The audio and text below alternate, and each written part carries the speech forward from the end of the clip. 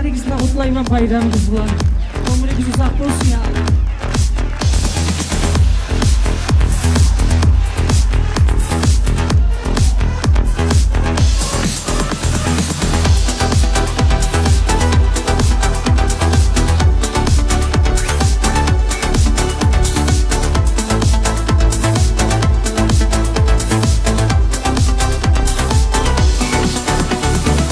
Kokuyor bulut kuşasa, oradan yaş bunu yaşlasa, yavsa taşkını gele gel, kurdaşınır bile gel.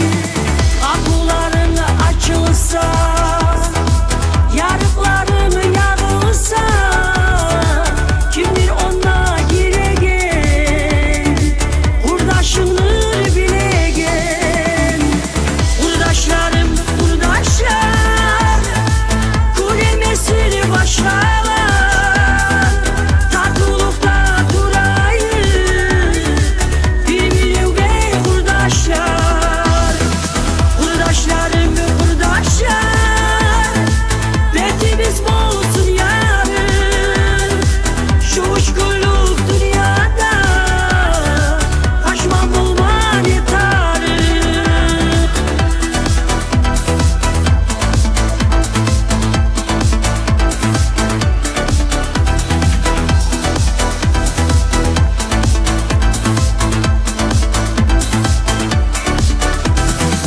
Yakşılık bulan bir içe, taşmalıkta gelegen, kimdir onu göregen, kurdaşını bilegen.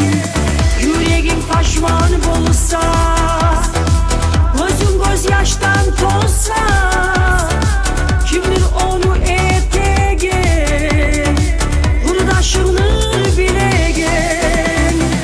Kurdaşlarım kurdaşlar, kulemesini başlarlar, tatlıkta durayım, bilmiyorum kurdaşlar. Kurdaşlarım kurdaşlar, betimiz olsun yarın, şu uçkuluk dünyada, kaçmam bulman yetarım.